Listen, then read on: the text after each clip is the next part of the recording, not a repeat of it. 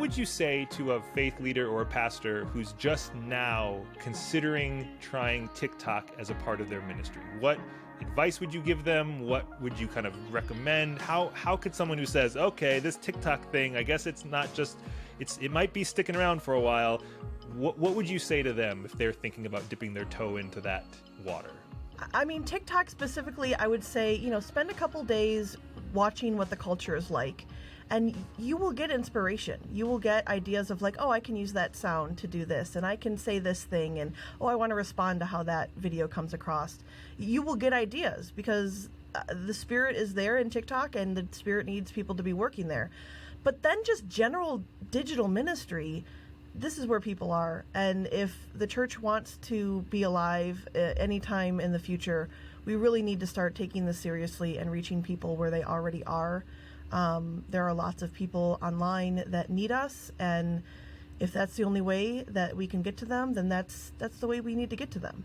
I don't know why I had this skepticism around TikTok in its early days. I can technically claim to be an OG user. I was talking to Sammy Kelly about this the other week. Back when it was Musical.ly, I had an account because my niece got me signed up one Christmas and we made some, videos together or something. And then I forgot about it. And then I was like, I'm not going to do dances on TikTok. And it was seeing one of my colleagues at Riverside who said, no, Jim, this is where culture is being created right now. And then seeing what you were doing, I'm like, whoa, there's a whole world of people who just need this kind of content.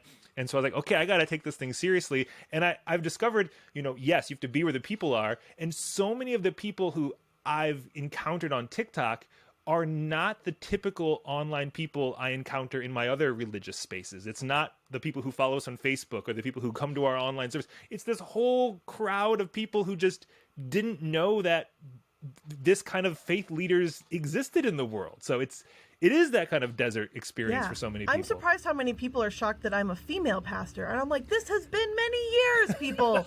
Why is this a shock?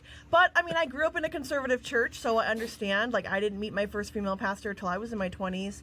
So, that alone is shocking to some people. Yeah. And if that's shocking, then you can only imagine what PCUSA pastor in the South looks like to some people who are like, wow, breath of fresh air that you can be a Christian and believe in that way. So someone watching this, someone considering TikTok, a pastor, a faith leader, they're like, okay, I'm going to do it. And they start making TikTok videos. They take a few days, weeks to get to know the space. They start hitting that red button and recording a few of their own. But they don't really see it take off, so to speak. What should they do? How much of this is you just got to keep making stuff? Are there any specific tactics you've picked up over the past almost 2 years now? Hashtags, trends, what kind of stuff should be in people's minds? There are definitely best practices, and unfortunately, as the algorithm changes, sometimes those best practices adjust as well. There are TikTok coaches that you can follow on TikTok that will give advice and tell you when trends are up and coming. So I follow a couple of the TikTok coaches. You can just search TikTok coach and find some people who have a lot of followers. I would say the best thing you can do is at the very beginning post a lot of different things and all over the place, and eventually you'll find your niche. You'll find the kind of people who are responding to your stuff, and once you find those people, then you can go into pastor mode and be like, what do these people need? Okay, these people are they're in conservative deserts, so I need to talk about this other theology. I need to talk about these scriptures. I need to, that's the kind of stuff you start realizing, just as a pastor, you already know how to serve people and what people need spiritually. You just need to figure out what people are going to respond to your stuff online. And if you have a phone in your bedroom, that is great. That's all I use is my iPhone. And sometimes there's this balance between sleek and authentic, and so some people really respond to the no makeup, messy hair, I just have to say this to you videos, and some people are there for the well edited ones. So you just kind of get to know who are your people and learn how to serve them. At Riverside, we just keep throwing all the spaghetti against the wall to see what sticks in our TikTok approach. So I'd make a lot of the content for our account, but then I have three of our other clergy who make consistent content. So there's a diverse, even approach.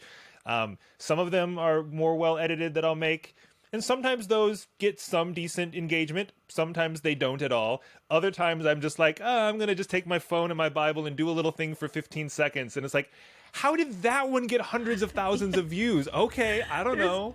There's no real rhyme or reason to it. I do find that, like, things that are lighthearted do pretty well.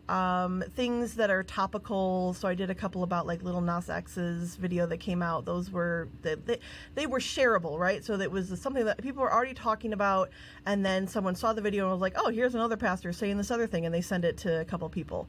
So being aware of those kind of moments, But as a pastor, you do kind of have to know what's going on in the world. So just translate that on a different format. 3 hashtags is what I use. I have heard that capitalizing the letters after every one you do, you have to type all the words out, but that helps with people who has text to speak that are blind, that are able to read those hashtags a little bit better. Their devices can read them better. But there's ways to caption your videos. I mean, it's really accessible. And easy to do. It's just clicking a couple buttons. The editing tools within the whole app is really nice. I have fully gone from my TikTok skepticism to a TikTok evangelist because I do think it like you said, it's where the people are right now, and the role of the church. Just, whether you hear it from Jesus or you watched The Little Mermaid as a kid, I want to be where the people are. That's what the church is always supposed to do. And TikTok is definitely one of the places where the people are. And it's unique because it's an editing suite right here in your phone. You don't have to use an external editor. You just hit a button, talk, hit a button, publish. So it lets you create the content. And it's probably the best distribution system on the internet right now. People will find your content with you just posting it. You don't have to do the whole now tweet it and put it on Facebook and send an email about it. Like the platform does the distribution for you. Well, it can. It doesn't always, but sometimes things can really spike and yeah, it gets wonky. Like I've been taking a little bit of a break to focus on Tapestry, and I can tell that I'm not getting the views that I used to because TikTok doesn't think I'm an active creator. Because I haven't posted something in a week. So, like, some of those games you do kind of have to play, like, posting once a day is really good. Some people say post 3 times a day. I couldn't do it. I did it for, like, 2 weeks, and I was like, I can't do that anymore. That's way too much. But, yeah, the algorithm, you got to play around with it, listen to the coaches on what they're seeing. They're getting lots of feedback from their followers on what's happening. And you can get a sense of, like, okay, TikTok is now favoring original sounds or this kind of thing, and so you can kind of catch on and play the game as much as you want to. I just think it's hilarious that 2 years ago you didn't even have the app on your phone, and now you just said the sentence that you did about all of these. Yeah. Where was this in seminary, by the way? You've just totally have like an advanced certificate from COVID era of TikTok now. Yeah. Yeah, digital ministry wasn't even like on the palette of seminary when I was there.